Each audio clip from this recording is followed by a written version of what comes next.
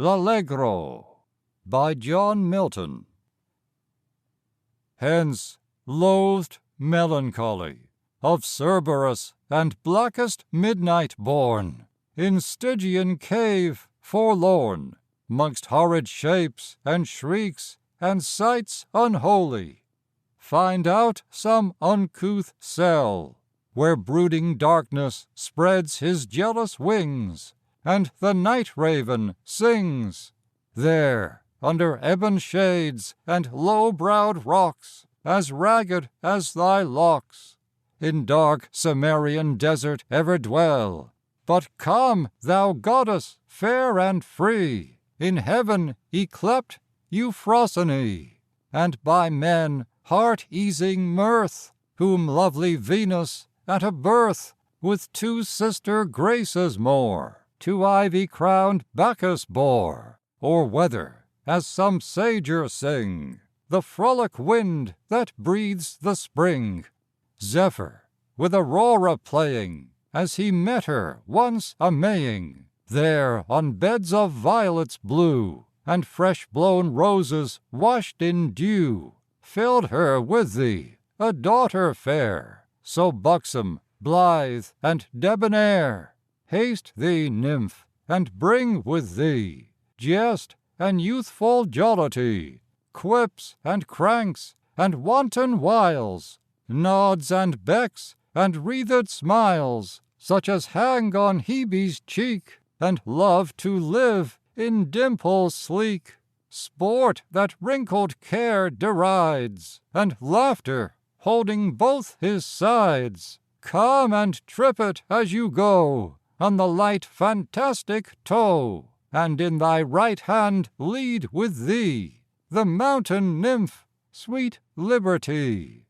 And if I give thee honor due, Mirth, admit me of thy crew, to live with her, and live with thee, in unreproved pleasures free, to hear the lark begin his flight, and singing startle the dull night from his watchtower in the skies, till the dappled dawn doth rise, then to come, in spite of sorrow, and at my window bid good morrow, through the sweet briar, or the vine, or the twisted eglantine, while the cock with lively din scatters the rear of darkness thin, and to the stack or the barn door stoutly struts his dames before, oft listening how the hounds and horn cheerily rouse the slumbering morn, from the side of some hoar hill, through the high wood echoing shrill, sometime walking, not unseen, by hedgerow elms on hillocks green, right against the eastern gate, where the great sun begins his state, robed in flames and amber light, the clouds in thousand liveries dight, while the ploughman near at hand whistles o'er the furrowed land, and the milkmaid singeth blithe, and the mower whets his scythe, and every shepherd tells his tale under the hawthorn in the dale. Straight mine eye hath caught new pleasures, whilst the landscape round it measures russet lawns and fallows gray, where the nibbling flocks do stray, mountains on whose barren breast the laboring clouds do often rest, meadows trim with daisies pied, shallow brooks and rivers wide, towers and battlements it sees, bosomed high in tufted trees, where perhaps some beauty lies, the cynosure of neighboring eyes. Hard by, a cottage chimney smokes from betwixt two aged oaks, where Corydon and Thyrsis met are at their savory dinner set of herbs and other country messes, which the neat-handed Phyllis dresses, and then in haste her bower she leaves with Thestylus to bind the sheaves. or if the earlier season lead to the tanned haycock in the mead. Sometimes with secure delight the upland hamlets will invite, when the merry bells ring round and the jocund rebecks sound, to many a youth and many a maid dancing in the checkered shade, and young and old come forth to play on a sunshine holiday, till the livelong daylight fail. Then to the spicy nut-brown ale, with stories told of many a feat, how Fairy Mab the junkets eat. She was pinched and pulled, she said, and he, by Friar's lantern led, tells how the drudging goblin sweat to earn his cream bowl duly set, when in one night, ere glimpse of morn, his shadowy flail hath threshed the corn that 10 day labourers could not end. Then lies him down the lubber fiend, and stretched out all the chimney's length, basks at the fire his hairy strength, and cropful out of doors he flings, ere the first cock his matin rings. Thus done, the tales to bed they creep, by whispering winds soon lulled asleep. Towered cities please us then, and the busy hum of men, where throngs of knights and barons bold in weeds of peace high triumphs hold, with store of ladies whose bright eyes rain influence and judge the prize of wit or arms, while both contend to win her grace whom all commend. There let Hymen oft appear in saffron robe with taper clear, and pomp and feast and revelry, with masque and antique pageantry, such sights as youthful poets dream on summer eves by haunted stream. Then to the well-trod stage anon, if Johnson's learned sock be on, or sweetest Shakespeare, fancy's child, warble his native wood notes wild, and ever, against eating cares, lap me in soft Lydian airs, married to immortal verse, such as the meeting soul may pierce, in notes with many a winding bout of linked sweetness, long drawn out, with wanton heed and giddy cunning, the melting voice through mazes running, untwisting all the chains that tie the hidden soul of harmony, that Orpheus' self may heave his head from golden slumber on a bed of heaped Elysian flowers, and hear such strains as would have won the ear of Pluto to have quite set free his half-regained Eurydice. These delights, if thou canst give, mirth, with thee I mean to live. Il Penseroso by John Milton.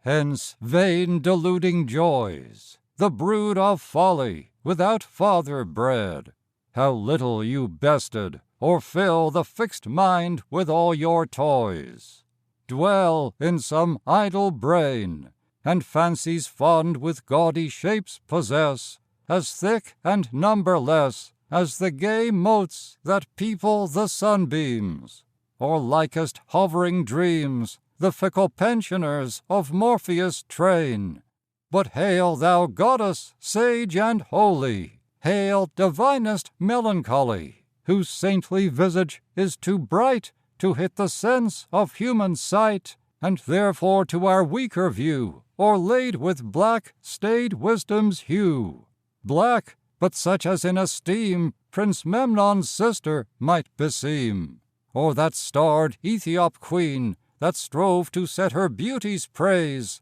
above the sea nymphs, and their powers offended.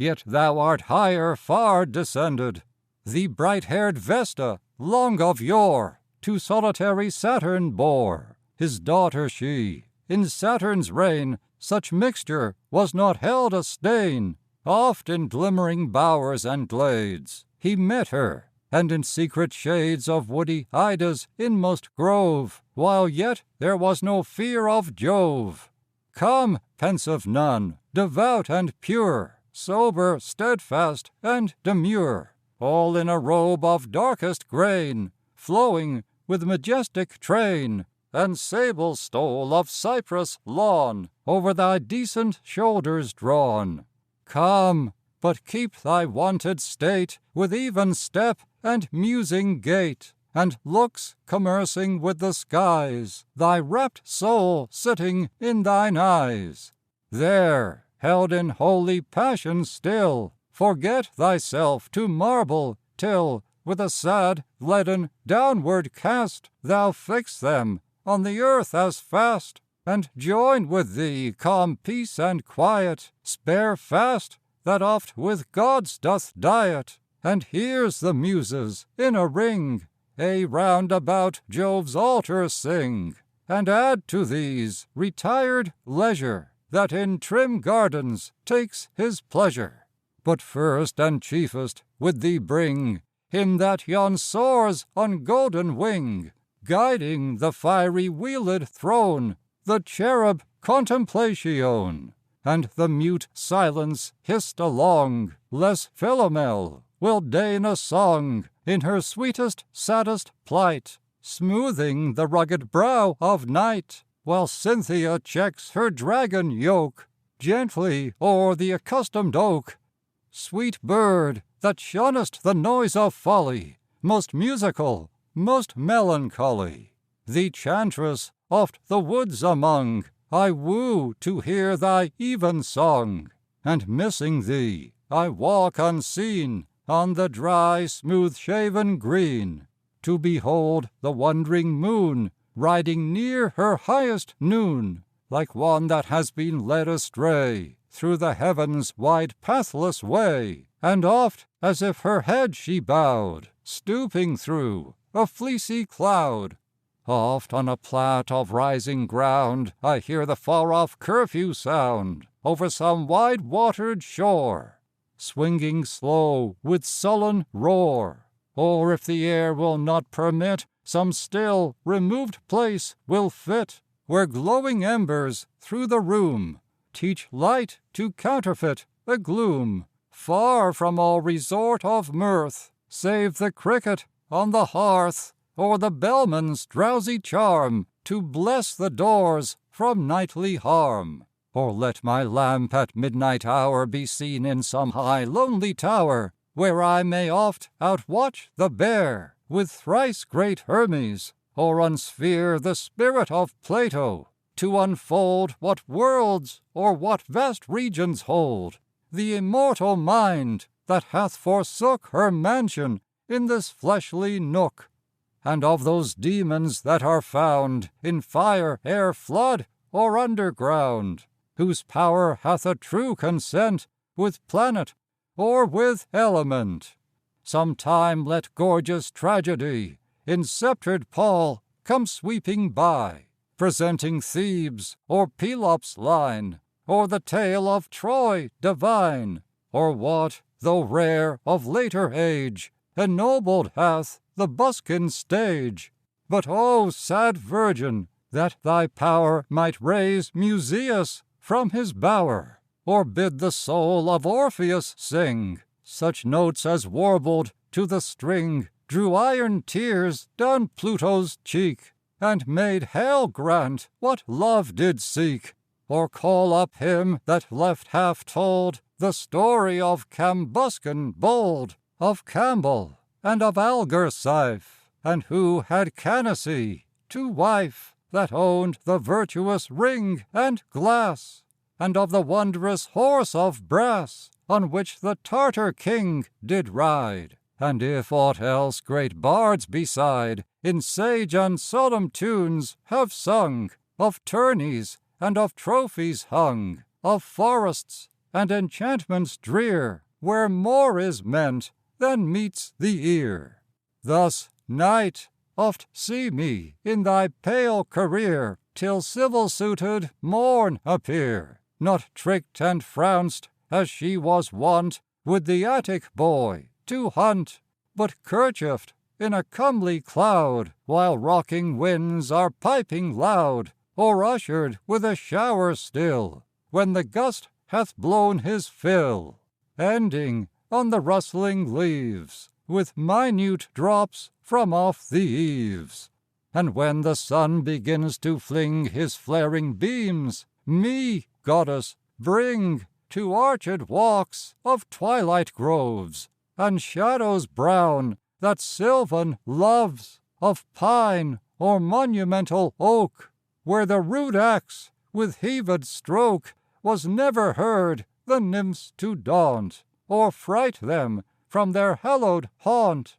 There, in close covert by some brook, where no profaner eye may look, hide me from day's garish eye, while the bee with honeyed thigh, that at her flowery work doth sing, and the waters murmuring, with such concert as they keep, entice the dewy feathered sleep, and let some strange, mysterious dream wave at his wings in airy stream of lively portraiture displayed, softly on my eyelids laid. And as I wake, sweet music breathe above, about, or underneath, sent by some spirit to mortals good, or the unseen genius of the wood.